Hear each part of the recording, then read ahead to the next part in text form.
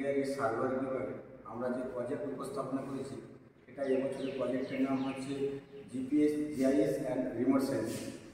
এই GPS GIS remote সেন্সিংয়ের প্রধান কাজ হচ্ছে যে পৃথিবীতে যে সমস্ত উপগ্রহ চিত্র আমরা পাই তা প্রাথমিক দুর্ঘটনা, এবং পৃথিবীতে মোট হচ্ছে 30টি জিআইএস আছে, তার মধ্যে অ্যাক্টিভ আছে 27টি আর ইনঅ্যাক্টিভ অবস্থায় আছে 3টি। এই জিপিএস বা জিআইএস দুই ভাগে ভাগ করা যায়, একটা হচ্ছে সূর্য সমলয় আর একটা হচ্ছে ভূ সমলয়। ভূ সমলয় পৃথিবীর অক্ষ বরাবর উত্তর থেকে দক্ষিণ দিকে আবর্তিত করে, আর যেটা সূর্য সমলয় সেটা পূর্ব থেকে পশ্চিম দিকে আবর্তিত করে। এই জিপিএসের সাহায্যে আমরা কী করতে পারি না, ভূমিরূপ বা পৃথিবীর অবস্থান এগুলো হচ্ছে জানতে পারি, এবং তার জন্য আমরা ছদ্মরূপ ব্যবহার করতে পারি। আমরা যে প্রজেক্ট উপস্থাপনা করেছি, এখানে এই প্রজেক্টের কয়েকটি নাম আছে। তার মধ্যে এটা সান, যেটা আমাদের এনার্জি সোর্স বলা হচ্ছে। তারপরে এই যে দুটো দেখতে পাচ্ছি ব্রাউন কালারের, এটাকে বলা হচ্ছে আমাদের জিপিএস, এবং এটাকে বলা হচ্ছে জিপিএস রিসিভার।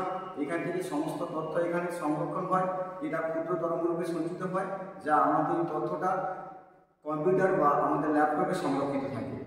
আর এই টোটাল প্রজেক্ট আমাদের যে উপস্থাপনা করার ক্ষেত্রে বা তৈরি করার ক্ষেত্রে আমাদের কলেজের দুজন স্যার, প্রথমত কৃষ্ণানন্দ দাস এবং সুজিত দাস মহাশয়, এবং তার সাথে আমাদের সঙ্গে সাহায্য করেছেন আমাদের সমস্ত সহপাঠীরা।